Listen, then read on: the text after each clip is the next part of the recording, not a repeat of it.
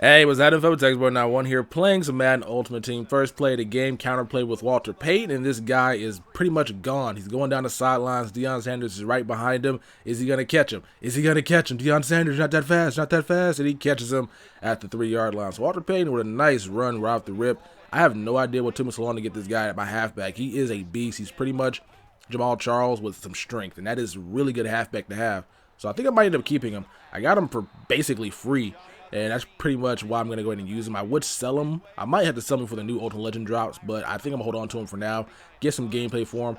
The guy is a nice curl route to his wide receiver, and he makes me miss with Patrick Peterson. So I was kind of unfortunate there. I believe his quarterback is Dan Marino, so he has a nice pocket passer quarterback, and he has a pretty good offensive line. My guys weren't getting back there. He throws it deep. LaRon lands you with the pick with the butt tapping in the back of the end zone, which pretty much gives you my possession. So playing good on defense so far. Nice pick, new addition, LaRon Landry.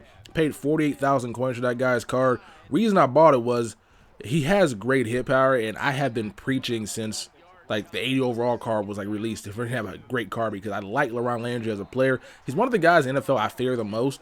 A lot of guys like to say he's not that good, but I do not want to get hit by that guy. That guy would scare me if I had to go up against him one-on-one matchup. He would murder me, so I'm not going to get hit by him. Plus, he has thighs for arms, and that is not a guy you want to mess with at all. So right here, another run with Walter Payton. Makes the guy miss. Going down, follow my blockers. My blockers are actually blocking. I don't know what they're doing this time. They're actually doing a good job. So I believe I might have just figured out my whole offensive dilemma, because I had to keep remapping my offensive line, finding guys that were going to be good.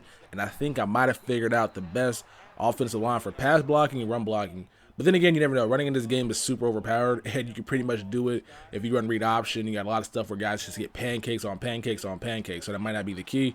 And this guy is coming out of the same formation, it seems like, every single time. He comes out with 3 on one side, 1 on the other side, running back in the backfield, and I'm stubborn. I keep using the 3-6 or 3-4 playbook, which basically has 3 defensive linemen and a bunch of guys that aren't really going to be crazy in coverage. As you guys saw, Deshaun Jackson make that spectacular catch. Right here, Jarius Byrd, 95 free safety, forces a fumble. It was a huge hit. It got juked right into him, and Patrick Peterson has the awareness to pick the ball up. So we got another turnover on defense, which pretty much, this guy had 2 turnovers. You get 2 turnovers in Madden, and the game is usually going to be out of reach. And I did nothing with the ball there. I had 2 minutes on the clock, and I did absolutely nothing on offense. I pretty much milked the clock and basically had no time to do anything.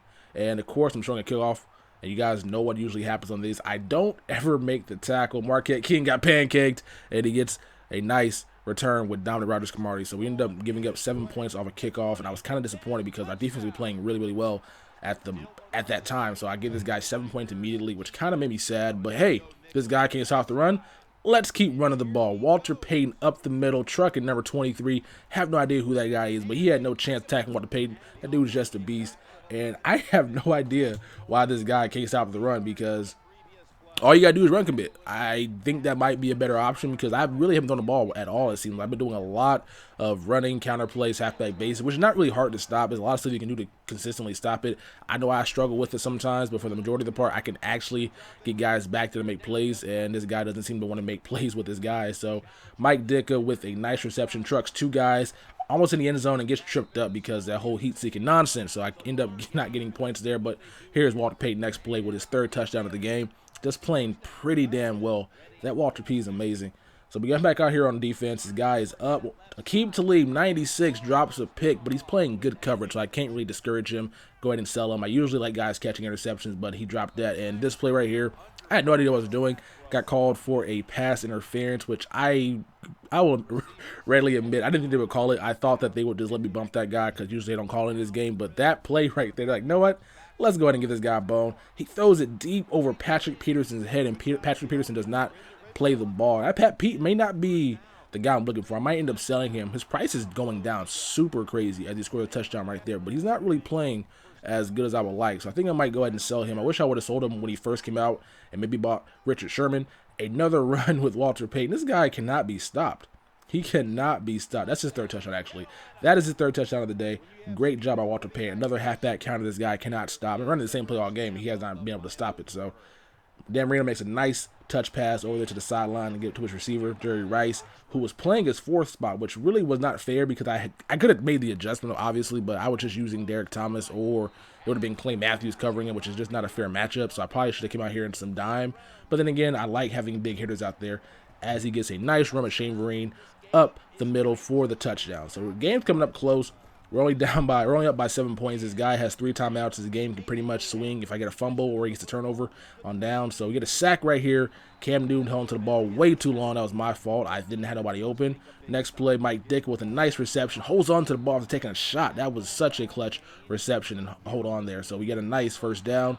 You keep using Walter Payton. I believe Jamaal Charles coming in the next play. He's following his blocker. Look at that. That's some good blocking. Like, I have no idea why these guys are blocking well. But like I said, I think I might have cracked the code.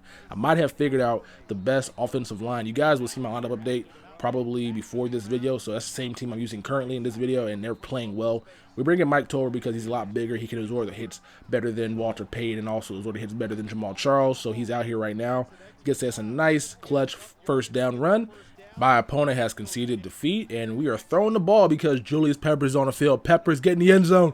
Back juke, doesn't do anything, and gets destroyed. So we get to get the victory. Very fun game. Shout out to my opponent for not quitting. It was a very competitive game. Usually guys would quit immediately. You guys saw that guy that fumbled just cut the game off immediately because I guess he's having a bad day. So I don't blame him if he would have quit after that pick in the back of the end zone with a fumble because nothing was going his way. My guys took some shots and they held onto the ball.